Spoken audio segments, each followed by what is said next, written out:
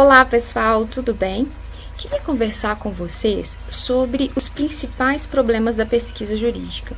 Para tanto, eu peguei uma citação do professor Luciano de Oliveira que eu queria mostrar para vocês para que a gente possa conversar sobre esse assunto. Vejam, o professor Luciano de Oliveira, ele vai falar de 5 principais problemas da pesquisa jurídica.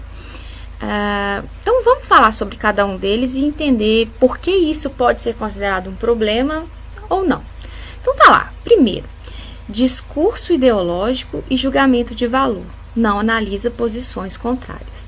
Gente, vejam, quando a gente está escrevendo um texto, produzindo conhecimento, é muito importante que a gente demonstre o estado da arte. Ou seja, que a gente demonstre que fizemos pesquisa, que investigamos, que experimentamos e, inclusive, que analisamos aquilo que corrobora com a hipótese que eu criei, como aquilo que refuta a hipótese que eu criei.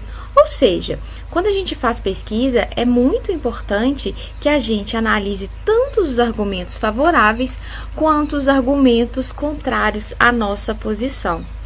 Nesse sentido, gente, é importantíssimo que ao fazer essa análise, nós não utilizemos de recursos, de discursos ideológicos e de julgamentos de valor. Ou seja, gente, vamos evitar aquele ranço da escrita de falar assim, como a melhor doutrina, né? Como o ilustre autor fulano. Não vamos usar esse tipo de discurso de julgamento ideológico, de discurso de valor, falando que uma doutrina é melhor ou pior do que outra, né? Cada uma tem o seu lugar. Então, os posicionamentos são favoráveis e contrários. Então, conforme fulano, conforme Beltrano, a gente vai evitar esse uso desse discurso. Afinal de contas, né? Nós estamos trabalhando aqui conhecimento científico.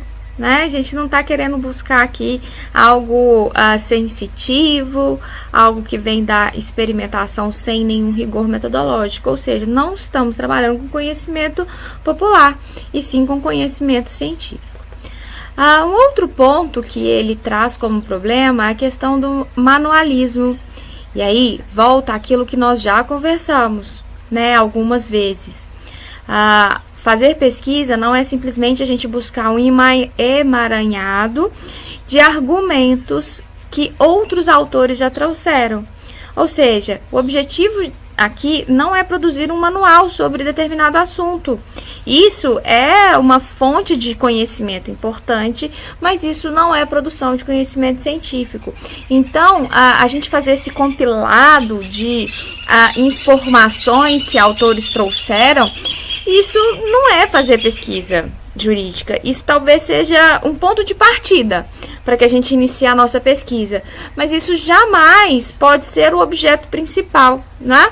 Afinal de contas, o objetivo da gente aqui não é falar tudo sobre determinado assunto, mas sim tentar trazer solução a um problema que ele não é um problema que a gente encontra uma solução simples da mera leitura aí da literatura especializada sobre o assunto. O outro ponto, né, é esse argumento de autoridade e reverencialismo. Gente, isso aqui é muito legal da gente pôr numa petição inicial, né, quando a gente está aí na advocacia. A gente usar essas referências como a melhor doutrina, como o ilustríssimo fulano, mas aqui a gente tem que voltar naquilo que a gente falou lá no primeiro tópico. A gente deve evitar fazer esses julgamentos, esses juízos de valor. Então, vamos se limitar a falar conforme o estudo de fulano, né, conforme aquilo que escreveu ciclano. Então, vamos evitar o uso desse linguajar, que isso é ruim, né, dentro daquilo que a gente chama de pesquisa. A outra questão é a incorporação à crítica de autores. Ou seja, gente, quando a gente faz pesquisa, a gente ainda vai trabalhar esse assunto. É muito importante que a gente utilize de marcos teóricos. Ou seja, daqueles escritos, né, daqueles estudos de determinados autores sobre determinado assunto que vai te dar o suporte teórico para que você possa afirmar a hipótese que você criou. Nesse sentido, é bem importante que em vários pontos a gente utilize marcos teóricos para justificar aquilo que a gente está informando. Nesse sentido, gente, a gente tem que tomar cuidado para não utilizar de autores com posições incompatíveis. Ou seja, na utilização dos autores que vão contribuir como marco teórico para o nosso trabalho, a gente tem que entender e tentar compreender criticamente se o argumento que eles trazem são argumentos que vão no mesmo sentido. Ou seja, eu não posso simplesmente pegar aquilo que é legal de um autor num ponto, buscar aquilo que é legal do outro autor em outro ponto, e no final das contas eu ver que esses autores, eles trabalham com argumentações completamente antagônicas. A gente tem que tomar cuidado com isso. Isso põe em xeque, né? Isso põe em risco toda a nossa pesquisa, porque a gente está aproveitando só aquilo que nos interessa, não olhando o trabalho daquele autor como um todo. Isso é importante que seja feito. Gente, vamos com calma e prestar atenção no que eu estou dizendo. Olha, na pesquisa, a gente tem que trazer tanto os argumentos favoráveis como os contrários, ok? Então, é importante a gente trazer literatura de todo sentido. Mas aquilo que a gente for utilizar como marco teórico, como substrato para argumentar aquilo que estamos trazendo no nosso trabalho, é importante que estes autores que farão parte desse marco teórico sejam autores que chegam a conclusões não antagônicas, que sejam autores que não tragam argumentos contrários, porque ao fazer isso, ou seja, utilizando como marco teórico autores que são contrários nas suas argumentações entre si, isso põe em risco a nossa pesquisa. Isso faz com que a nossa pesquisa não siga uma metodologia adequada. Ou seja, a sua conclusão é uma conclusão que não vai se verificar, haja vista que a metodologia que você utilizou é uma metodologia inadequada. A outra coisa muito importante que a gente tem que trabalhar dentro da pesquisa é a questão do evolucionismo. E aqui a gente tem que tomar cuidado que isso pode ser, e é, conforme o professor diz, uma crítica ao seu trabalho. Preste atenção, gente. Não é, eu costumo brincar e falar assim, né? Não é requisito essencial de qualquer pesquisa trazer um tópico sobre aspectos históricos de determinado instituto. Gente, isso não é obrigatório. Isso não é obrigatório em nenhum artigo, isso não é obrigatório em nenhuma monografia.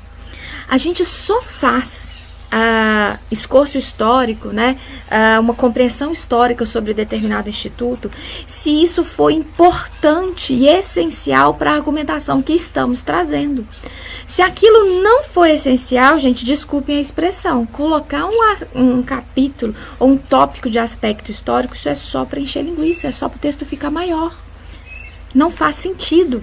Então, a pesquisa histórica inserida dentro do trabalho de vocês, seja num artigo, seja numa monografia, seja em qualquer documento de pesquisa que vocês vierem a fazer, isso só é importante se a argumentação lógica por trás requerer essa necessidade de voltar aí no aspecto histórico. É claro, gente, que na maior parte das vezes, quando a gente faz pesquisa jurídica, a gente trabalha com aspectos sociais, entender, né, como que foi a evolução daquele instituto dentro daquela sociedade, entendendo os diversos contextos, isso pode ser importante. Mas nem sempre o é.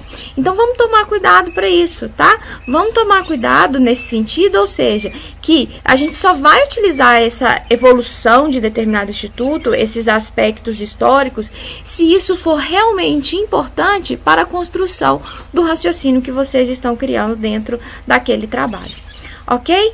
Então, gente, nesse sentido, eu trouxe para vocês alguns dos problemas que podem acontecer dentro da pesquisa jurídica.